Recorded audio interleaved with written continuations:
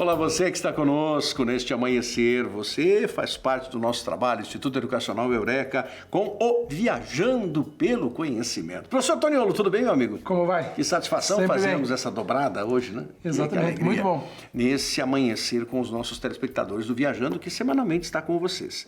Você nos acompanha de segunda a sexta-feira naquela inserção de 2 minutinhos, relâmpago e efetivo, e agora na versão estendida sempre nos finais de semana. A pauta de hoje, né, professor Toniolo, antecipando o Exame Nacional do Ensino Médio. Olha, imperdível o programa do próximo final de semana. Por quê? Porque é o final de semana do grande Enem, não é, Toniolo? Sim, está chegando cada vez mais perto. Pois é, e passou rápido. Olhávamos para trás e assim, não, demora só em novembro. Eis que novembro chega e Exatamente. O Enem está no caminho. Mas... Imagino a ansiedade, né, dos nossos alunos que irão tentar, né, o Enem esse ano, né? Quanta batalha, quantos anos de estudo para agora chegar o momento, né, do grande dia do Enem. 5 milhões, pouco mais, estou arredondando para baixo, pouco mais de 5 milhões de brasileiros farão a prova do Exame Nacional do Ensino Médio. A expectativa, infelizmente, é sempre de uma redução desse número, ou seja, poucos, mas ainda um contingente razoável de pessoas desistem da prova. E nós devemos ter aí perto de 4 milhões ou um pouquinho menos fazendo a prova mesmo em cada um dos seus locais espalhados pelos mais de 5 mil municípios brasileiros. É a maior prova pública do país. Exato, mas o número de inscritos do Enem vai reduzir, porque o número de matrículas no ensino médio tem reduzido ano a ano. Então, como reduz a matrícula no ensino médio, irá reduzir um pouco do Enem. Mas é um concurso muito grande. Eu tenho ouvido alguns que acabam se atrapalhando nessa análise por não conhecer ou por, vou dizer, desconhecer mesmo, e dizem que não, porque o exame já não é mais o mesmo, não tem absolutamente nenhuma relação com o exame, houve mudanças. Não é? O Enem, ele surgiu em 1998, na gestão Fernando Henrique Cardoso, sob a batuta do então ministro Paulo Renato Souza, e era uma prova para parametrizar a educação básica brasileira, o ensino médio, que libertara-se do segundo grau. Então, quando você falar ensino médio hoje, sabe, é ensino médio, não tem mais segundo grau. Nós estudamos, Toniolo e eu, no segundo grau.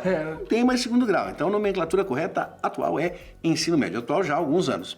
O Enem nasce para fazer esse papel. Mas você e eu sabemos, né, Toniolo, não consegue.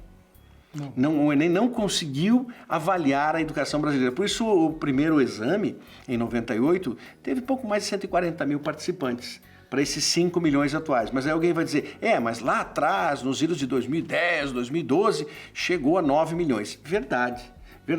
Mas é porque o Enem também se transformou numa prova de certificação para jovens e adultos. Para a certificação do ensino médio, né? Exatamente, amigo. Então, esse indivíduo que ele buscava a certificação no ensino médio, no fundamental e médio, ele fazia o Enem, e se ele obtivesse 500 pontos em cada uma das áreas de concentração de estudos, a matemática, a ciência humana, a ciência da natureza, as linguagens e a redação, ele conseguia essa certificação. Milhares de pessoas conseguiram, Milhares, né? Pessoas tentavam justamente para isso. Justamente. Então, e nesse processo, a partir de 2009, quer dizer, o Enem de 98 a 2008 cumpriu um papel, avaliação do ensino médio.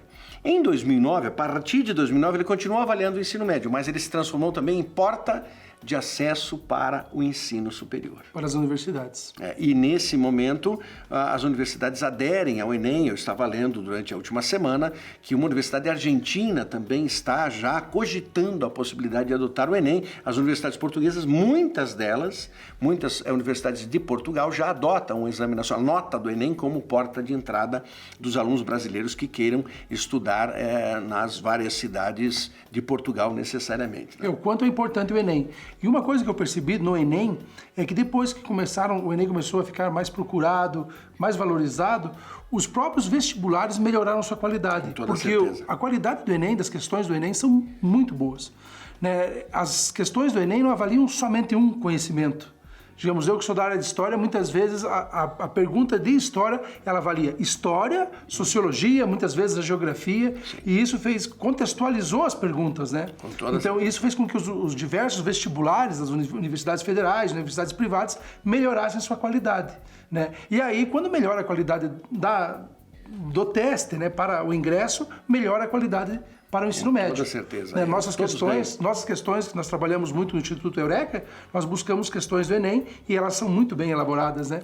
Então, muitas vezes nós trabalhamos, eu na história, daí junto comigo o professor de Sociologia, ou de Filosofia, e aí nós contextualizamos. Então, essa é a grande importância do Enem.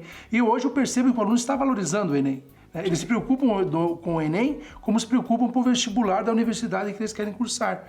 Né? Eles focaram bastante no Enem, isso é importante. E quando nós pensamos em Enem, e nessa prova então da próxima semana, não perca um programa especial em que nós, aqui os professores da equipe do Instituto Educacional Eureka, discutirão um pouco mais sobre as pontualidades, temas possíveis para as provas do dia 3 e do dia 10, dias 13 e 10 de novembro. Mas dentro desse assunto, né, professor Toniolo, nós não podemos perder de vista a profissão desse jovem. Ou seja, o que esse moço e essa moça farão lá na frente. Porque a sociedade, para o século XX, ela já vem com uma perspectiva. Muitas profissões estão deixando de existir, algumas profissões permanecem, mas totalmente modificadas. Outras, é claro, surgirão, brotarão, porque nunca existiram. Os profissionais estão tentando, né, e devem se reinventar. Muitas profissões têm que se reinventar. Inclusive a nossa, de professor, que dizem, não, essa profissão nunca vai deixar de existir. O professor sempre existiu e vai continuar existindo. Sim, mas nós, professores, temos que nos reinventarmos. Temos que mudar, né, coisa que a gente não esperava aí há 20 anos atrás, no início da nossa carreira como professor. Na colonização brasileira, nós pensávamos nesse tripé aqui. Isso. Pensava em direito, medicina e engenharia, esse tripé. Sim, os doutores, né? Os doutores. Muitos ainda têm essa concentração, só para nós ter essa concentração de pensamento, só para nós termos um parâmetro. A Universidade Federal do Paraná, nós estamos em Curitiba gerando esse programa para você que está em todo o território nacional. Então, você que está conosco, Norte, Nordeste, Sudeste, Centro-Oeste, você está conosco aqui, região Sul também. Mas só para ter um parâmetro, medicina na UFPR, dos 54 mil inscritos, né, professor Toniolo, 16 mil foram para o curso de formação de oficiais. Você acompanha isso muito bem. Mas 8 mil para a medicina. 8 mil candidatos para medicina, porque não tem sequer 200 vagas. Então é só fazer uma proporção. Tem 8 mil pessoas tentando 200 vagas. Quer dizer, não dá. É enorme, né? E é o sonho da família, né? Sim, é o sonho da família. É sempre bom ter um médico na família, um advogado na família, um engenheiro na família, que é essa herança lá do Brasil colonial ainda. Né? Então as pessoas ainda buscam essas profissões tradicionais. Claro, muito valorizada, mas muitas vezes a pessoa busca essa profissão por uma influência familiar. A questão justamente é que essas profissões, todas elas sofrerão grandes modificações. Já estão sofrendo. Um profissional de direito, porque o direito, você tem milhares formados ano após ano. Que eu digo, o exame da OAB, o exame de ordem, você tem sempre mais de 100 mil inscritos ali no exame de ordem. Direito não é mais o mesmo. E dizem, alguns dizem, mas o direito vai acabar. Não vai acabar, dificilmente. Porém, o advogado que não buscar a tecnologia para a resolução das suas situações, ele está perdido. Ele está fadado a deixar de existir ou atender assim esporadicamente. Sim. Porque ele precisará reciclar-se de forma contínua. E aí é que está o ponto que nos interessa para você pensar em profissões do futuro. Eu li outro dia, Toniolo, sobre técnico em cibercidade. Acredite nisso, meu amigo. Daqui a alguns anos... Eu não consigo nem saber o que é essa profissão. Qual é a função específica? Um sujeito técnico em cibercidade. Outro formado em inteligência artificial para a saúde. Aquele formado em estudos da nanotecnologia. Técnico em nanotecnologia. Por quê? Porque a nanotecnologia permitirá que nós tenhamos a saúde. É aí que vai mudar o médico. Vai mudar o médico totalmente. Que nós tenhamos robozinhos injetados em nosso organismo e eles farão o trabalho que não se faz mais hoje. Inclusive, li um artigo recentemente, daí o pensamento sobre esse tema, em que o câncer está com os dias contados na medida em que a nanotecnologia avançar. Por quê? Porque as células cancerígenas que se camuflam, que se escondem, porque o câncer, ele infelizmente, é um mecanismo do mal, porque ele vai matar o seu hospedeiro, mas ele é fascinante pelo seu poder dentro de um organismo humano, né? Mas com a nanotecnologia, os nanorobozinhos estarão ali à caça, como se fossem nossas células, nossos glóbulos, né? E nos defendem, mas ele vai à caça da célula cancerígena e vai eliminá-la. Mas imagina Fascinante. os nossos jovens, né, que hoje buscam a profissão, qual profissão que eu vou seguir? Exatamente. Aí, nanotecnologia, sei que ele tem noção, né? Ou nós, como pai, que nós temos filhos vestibulandos também, temos condições, não, siga tal profissão, siga tal né, caminho, e isso está muito difícil, né? Então isso deve gerar uma ansiedade no jovem muito grande. Se na nossa época o número de profissões era bem mais restrito e nós já tínhamos grandes dúvidas, né? Qual profissão, qual linha seguir? Então, Antônio, eu não sei se você fez isso, né? Talvez você já tenha feito. Quando eu ingressei no banco, eu fui bancário durante 5 anos na minha caminhada, logo depois do quartel do Exército. Fiquei 1 ano no Exército, depois fui para o banco. Eu precisei fazer um exame de datilografia. Eu precisava, em 1 minuto, fazer 120 toques. Senão eu estava reprovado. Era requisito. Então aí você tem A, S, D, F, G. Mas ele é exato. LK, JH. As crianças hoje nem conhecem, os jovens não conhecem. Na menor Eles ideia. digitam com os 2 polegares mais rápido do que eu com os 10 dedos. Inclusive se diz uma coisa interessante. Percebe-se quando o indivíduo tem boa idade ou mais idade, quando ele só... Isso, digita com o indicador. Né? Ele não consegue, não tem articulação para isso. Seus neurônios não estão desenvolvidos. Mas eu lembro falei sobre datilografia, por quê? Porque a época era pré-requisito para você entrar no banco, você precisava saber datilografia. A profissão do datilógrafo existia, a função do datilógrafo existia. Procure um datilógrafo hoje. Curso, né? Eu colocava no meu currículo, curso de datilografia. Exatamente. Apesar que eu nunca fui bom em datilografia, mas eu tinha o curso. Sim. Então, eles perguntavam, você tem curso de datilografia? Tenho. Né? Isso era um Estima-se, então, nós estamos caminhando para 2020. Estima-se que em pouquíssimos anos a figura conhecida, histórica do cobrador de ônibus, do trocador, né, nos romances, alguns livros, alguns contos, o termo é trocador. Estima-se que o trocador não existirá mais, Toniolo.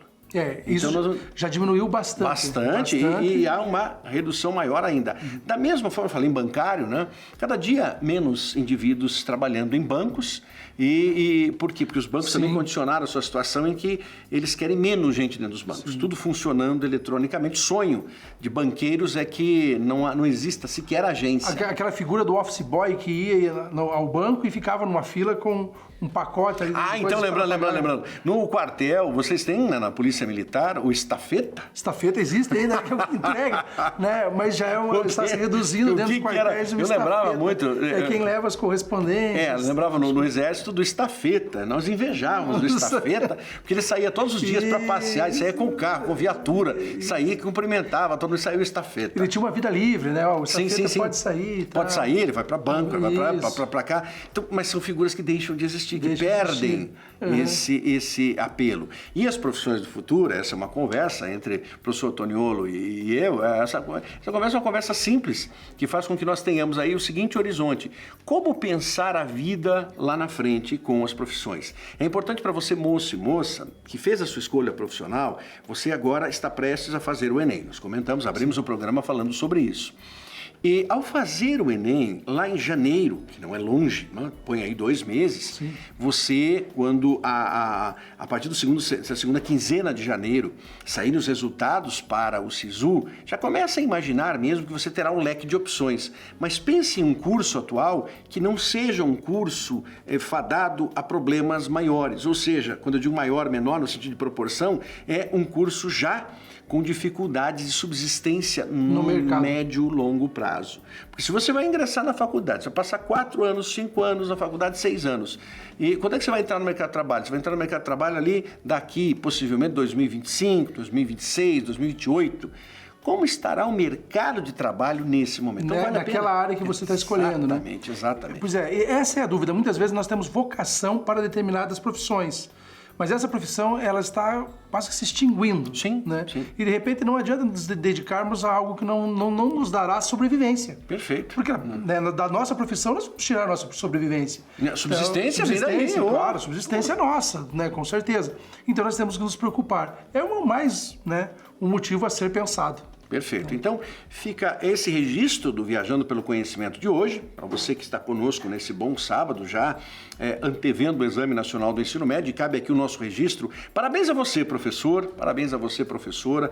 O mês de outubro é um mês especial para refletir sobre a figura do professor. Prevenção contra o câncer de mama, tá? Historicamente, o câncer de mama, assim, novembro ocupa esse papel, setembro amarelo, a depressão, o suicídio, o outubro rosa, voltado para para uma situação de prevenção do câncer de mama, e depois nós teremos ali um Novembro Azul, que se volta ao câncer que atinge muitas figuras masculinas, né? Ou seja, sim, você tem a próstata em evidência, dentre outras coisas. Mas pensando em profissões, olhe com muito carinho para as profissões do futuro. Nós, professores, acreditamos muito que o professor sempre terá espaço na sociedade. Com certeza. Obrigado, Toniolo. Obrigado.